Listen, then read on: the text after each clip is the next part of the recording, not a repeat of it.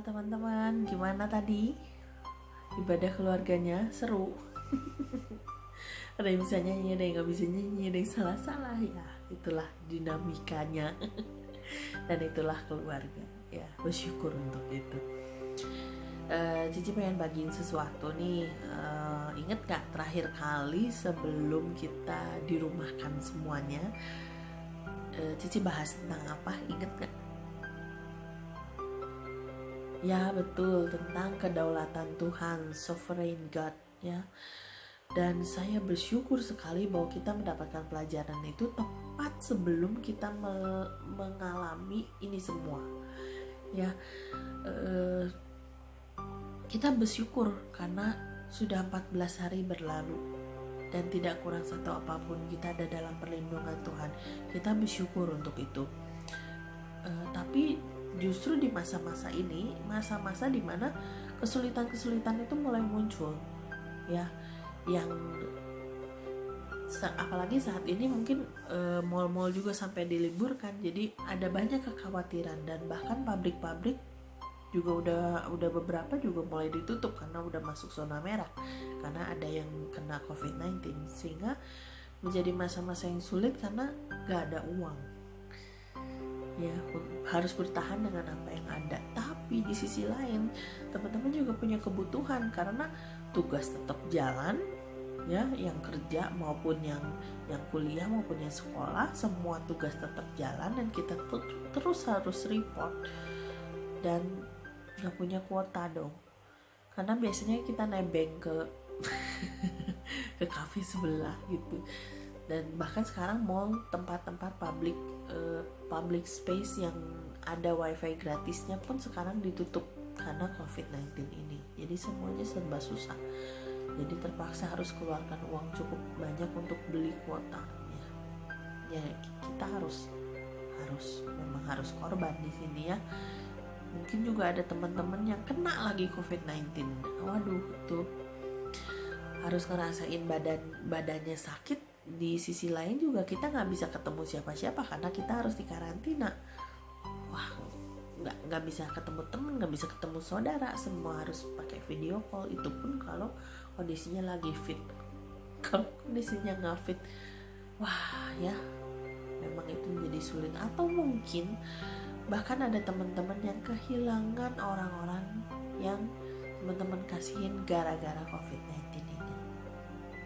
Ya itu sangat berat juga. Nah, pelajaran tentang kedaulatan Tuhan tepat diberikan sebelum kita ngalamin ini semua. Buat Cici itu satu pembekalan yang telak yang dari Tuhan, membuat kita punya satu kekuatan untuk kita melalui ini semua. Memang pandemi ini kita nggak tahu ya kapan akan berakhir, dan memang masa-masa yang sulit, tapi yang diperlukan di sini adalah kita punya respon yang benar. Makanya kita harus ngerti tentang kedaulatan Tuhan. Kenapa? Kalau kita nggak ngerti, respon kita jadi salah. Contoh,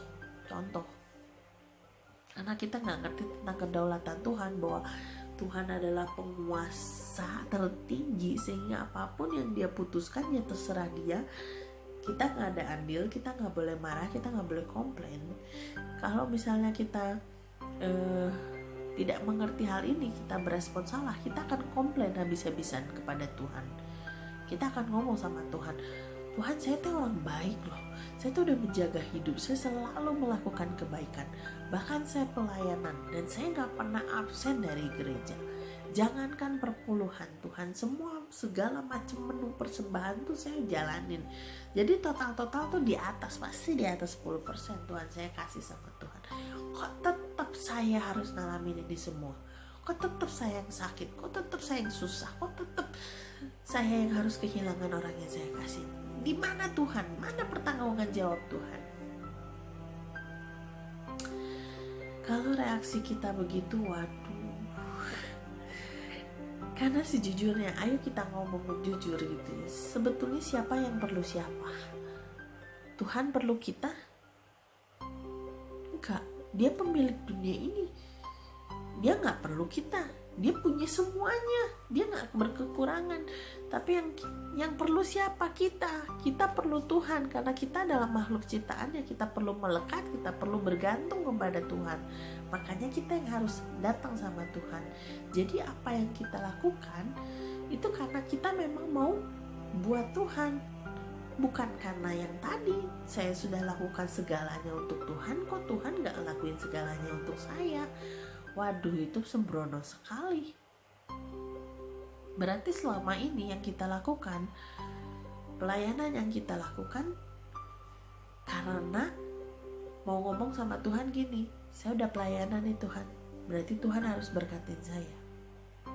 Saya udah persembahan loh Tuhan, berarti Tuhan harus berkatin saya.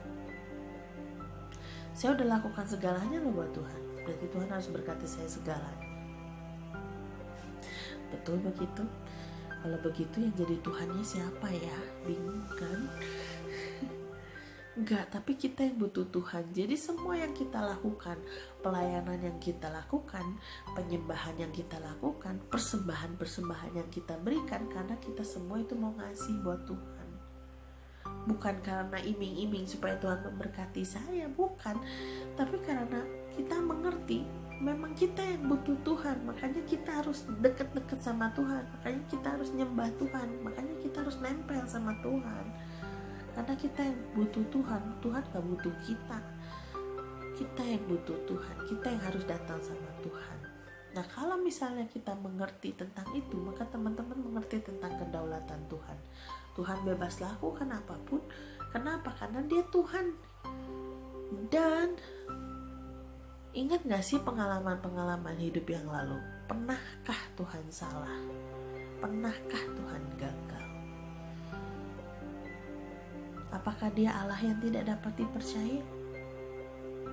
Atau bahkan mungkin kamu masih curiga sama Tuhan? Gak ya, Tuhan itu berdaulat dan Tuhan itu gak pernah salah.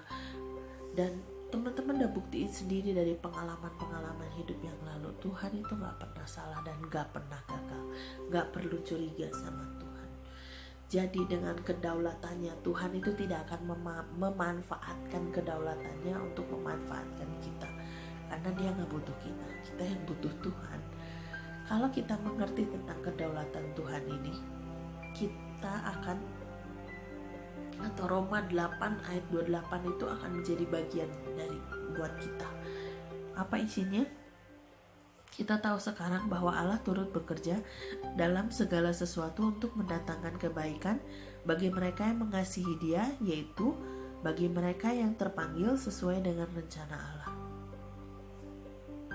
Kalau kita mengasihi Allah, kita ini anak-anak yang dipanggil, dan kita ini orang-orang yang hidup di dalam rencana Allah. Dan karena kedaulatannya, kita bisa mengerti bahwa Allah itu turut bekerja di dalamnya. Dia bukan Allah yang tinggal diam, tapi Allah turut bekerja di dalamnya dan untuk mendatangkan kebaikan. Sehingga kita gak curiga, kita gak takut, kita gak khawatir. Kita tetap percaya kedaulatan Tuhan itu memelihara kita. Dan teman-teman gak akan curiga, gak akan takut. Kenapa? Itu kelihatan deh, responnya pasti jadi salah, jadi jadi marah-marah, jadi gak jelas. Tapi kalau kamu memang punya percaya kepada Tuhan, kamu punya Tuhan dalam hidup, kamu akan punya damai sejahtera, kamu akan peace hidupnya, dan kamu akan, apa yang keluar dari kamu pasti hal-hal yang positif, hal-hal yang menghibur, hal-hal yang membangun, dan hal-hal yang bisa membangkitkan semangat. Ya, oke, kita lagi ngadepin kesulitan kayak gini, tapi kita tetap percaya kedaulatan Tuhan sedang bekerja dan Dia sedang mengerjakan sesuatu yang membawa kebaikan, bukan membawa kesusahan. Sekalipun rasanya sekarang susah, tapi di ujung ini nanti kita akan mengerti bahwa semua itu untuk kebaikan kita. Ya, jadi percayalah, tetap percaya sama Tuhan, jangan curiga sama Tuhan. Kedaulatannya itu memelihara kita. Oke? Tadi Yesus berkati kita semua.